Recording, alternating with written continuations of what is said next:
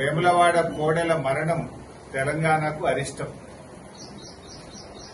వారం రోజుల సమయంలో వేములవాడ దేవస్థానంలో భక్తులు సమర్పించిన కోడెలు మరణించడం ఇది చాలా దురదృష్టకరం. ఇది రాష్ట్రానికి అరిష్టం. దీనివల్ల భక్తుల మనోభావాలు కూడా బాగా దెబ్బతింటా ఉన్నాయి.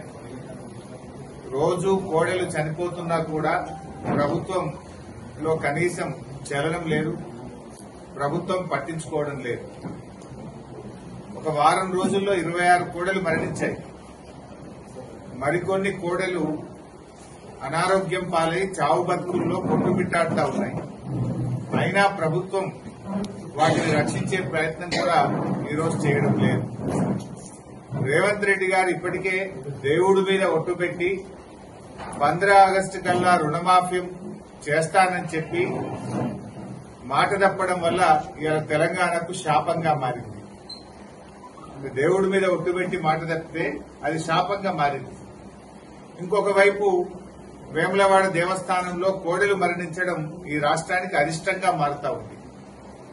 నేను అడుగుతా ఉన్న రేవంత్ రెడ్డి గారిని, ఇంకా కోడెలకింత పచ్చిగడ్డేసేంత డబ్బు లేదా ఈ రాష్ట్రంలో? ఇంత కుడిది పెట్టి ఇంత గడ్డేసే సామర్థ్యం లేకుండా పోయిందా?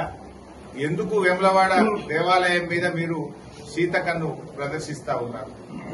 ఎందుకు ఈ నిర్లక్ష్య వైఖరిని ప్రదర్శిస్తా ఉన్నారు? పతాక శీర్షికన పత్రికల్లో వార్తలు వస్తున్నా, మీడియాలో వస్తున్నా, ఎందుకు ఈ ప్రభుత్వం స్పందించడం లేదు? మీ ఇంటెలిజెన్స్ వ్యవస్థ ఏం చేస్తుంది? మీ అధికారులు ఏం చేస్తా ఉన్నారు? మీ కలెక్టర్ ఏం చేస్తా ఉన్నాడు? మీ యొక్క పశుసంవర్ధక శాఖ ఏం చేస్తా ఉంది? దేవాదాయ శాఖ ఏం చేస్తా ఉంది? అందరు నిద్రపోతున్నారా అని నేను అడుగుతా ఉన్నాను. ఇవాళ వేములవాడ రాజన్న అంటే దక్షిణ కాశీగా పేరుగాంచినటువంటి పుణ్యక్షేత్రం వేములవాడ రాజరాజేశ్వర స్వామి దేవస్థానం.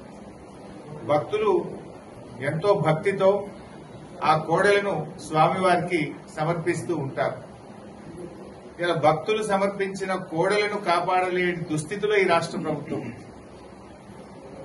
అన్నింట్లా నిర్లక్ష్యమే. చివరికి దేవాలయాల మీద కూడా మీరు నిర్లక్ష్యం వహిస్తా ఉన్నారు. ఇంత గడ్డేసి గుడిది పెట్టే తెలివి లేదా? ఇంకా కోడల్ని కాపాడే సోయి లేదా మీకు? రోజు 5-10 చనిపోతుంటే కూడా ప్రభుత్వం స్పందించదా అని నేను అడుగుతా